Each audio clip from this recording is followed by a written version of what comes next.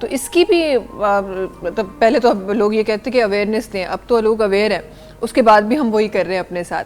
अच्छा, इसके साथ साथ जब आप बड़ों की बात करते हैं, पहले तो ये मुझे फरमाइएगा कि जब आप बड़ों की बात करते हैं, इन्फेक्शंस की बात करते हैं, तो एक नॉर्मल हेल्दी जिस तरह आप लाइफस्टाइल कहते हैं और उसमें इन्फेक्शंस आते हैं, डिफरेंट तरीके के वायरसेस भी हमारे पास आ रहे होते हैं, डिफरेंट चीज़ों से हम लोग बीट कर रहे होते हैं। एक चीज़ जो बहुत कॉमन हमारे पास नज़र आ रही होती है, जिस तरह हम पहले भी डिस्कस कर रहे थे, टीबी के हवाले से हम बहुत ही कॉमनली हम देख रहे होते हैं।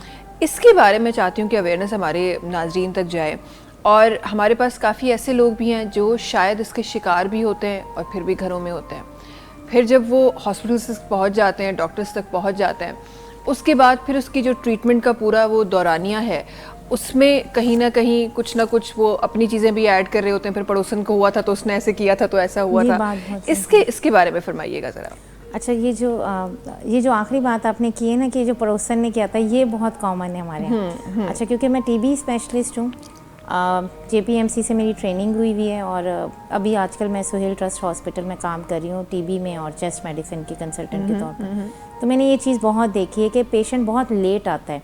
इसमें दो चीज़ें बताने की ज़रूरत है मरीज़ के हवाले से। जो टीबी आपने कहा है कि वाकई हमारे मुल्क में ये एक बड़ा एक हम चाहते हैं कि टीबी ख़त्म हो जाए, लेकिन अगर हम नहीं इसको कंट्रोल कर पा रहे तो उसकी वजह ये कि लोग जो है ना बहुत लेट या तो आते हैं, या वो यही बात है कि अच्छा उसको भी खांसी हुई थी तो उसने ये शरबत पिया था तो मेरे बच्चे को खांसी है, या घर में किसी फ़र्द को खांसी है तो उसको भी यही शरबत दे दो।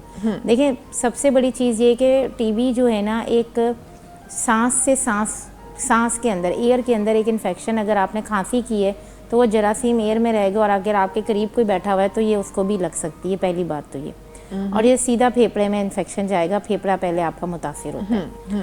अच्छा, सिर्फ टीबी फेफड़े को नहीं मुतासिर करती, टीबी आपके किसी भी जिस्म के हिस्से को मुतासिर कर सकती है। ज़्यादातर लोगों को लगता है कि सिर्फ फेफड़ा मुतासिर होगा, कई दफ़ा आपका दिमाग मुतासिर हो सकता है, और ये ज़्यादा ख़तरनाक बनता है। कई दफ़ा जोड़ों की टीबी हो जाती है, हड्डियों की टीबी हो जाती है, आपकी फेफड़ों में पानी पड़ जाता है, उसकी टीबी हो जाती है। मसला ये कि लोगों को ये समझने की ज़रूरत है कि सिम्टम क्या है, अलामात क्या आएंगी मरीज़ के अंदर। देखें, अगर एक इंसान है, चाहे वो औरत हो या मर्द हो, अगर इवन बच्चा भी है, अगर उसका वज़न नहीं बढ़ रहा, अगर उसका वज़न गिर रहा है, अगर उसको भूख लगना बंद हो गई है 15 दिन से या 1 महीने से, या उसको बार बार मोशन हो जाते हैं, पानी की तरह दस्त लग जाते हैं, या उसको रात के वक्त, शाम के वक्त हल्का बुखार आता है, ठंडा पसीना आता हो उसको, या ये कि खांसी एक शुरू हो गई है। अब इसमें ये दो चीज़ें देखने की ज़रूरत है कि खांसी अगर खुश्क है तो भी वो ठीक नहीं है, और अगर बलगम वाली है और दवाई लेने के बावजूद वो बलगम वाली खांसी 2 हफ्तों से ज़्यादा हो गई है, तो फिर आप लोग को ये सोचने की ज़रूरत है कि मैंने जैसे कहा कि हमारे एक मुल्क में टीबी बहुत ज़्यादा कॉमन है और इसका रेट बहुत ज़्यादा, रेशो ज़्यादा है। तो फिर अपने जहाँ पे भी टीबी सेंटर्स अवेलेबल हैं, या कोई भी आपका जो लोकल डॉक्टर है उसके पास जाएं और टीबी का जो है टेस्ट करवाएं। अब जैसे मैंने ये बात की थी कि जहाँ मैं आजकल प्रैक्टिस कर रही हूँ सुहेल ट्रस्ट हॉस्पिटल में, हमने ये सहूलत अपने पेशेंट्स को मैंने ये प्रोवाइड की हुई है कि हम बलगम का उनका टेस्ट लेते हैं, और उसमें हम, क्योंकि अब जो ऑथेंटिक है अकॉर्डिंग टू WHO, अब हम सिर्फ जीन एक्सपर्ट को मानते हैं, तो हम जीन एक्सपर्ट करवाते हैं बलगम के टेस्ट में। 1 से 2 दिन में वो रिपोर्ट आ जाती है, और उसमें ये है कि आपको पता चल जाता है कि मरीज़ को टीबी है या उसको एक नॉर्मल फेफड़े का इन्फेक्शन है, जिसके लिए हम उसको फिर एंटीबायोटिक दें। क्योंकि ये लोगों को बात समझने की ज़रूरत है कि अगर मरीज़ को टीबी है तो वो जब तक टीबी की दवाइयाँ नहीं शुरू करेगा वो ठीक नहीं होगी।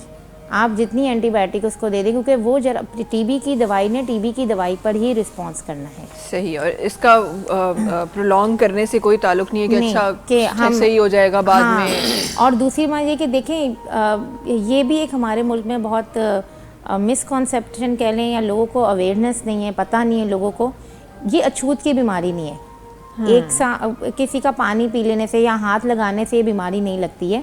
जैसे मैंने कहा कि 4 वीक्स होते हैं, हम मरीज़ को कहते हैं मास्क पहन के रखना है, जगह जगह आपने थूकना नहीं है, घर में अगर छोटे बच्चे हैं तो उनसे थोड़ा डिस्टेंस इख्तियार करें आप। लेकिन जैसे ही हम हमारा जो स्टैंडर्ड है, जो protocol according to TB guideline, जो पाकिस्तानी टीबी गाइडलाइन है और WHO की है, उसमें यही होता है कि देखें बेसिकली जो आपकी ड्रग सेंसिटिव टीबी है, हम उसे DST कहते हैं, वो आपका 6 मंथ का कोर्स है।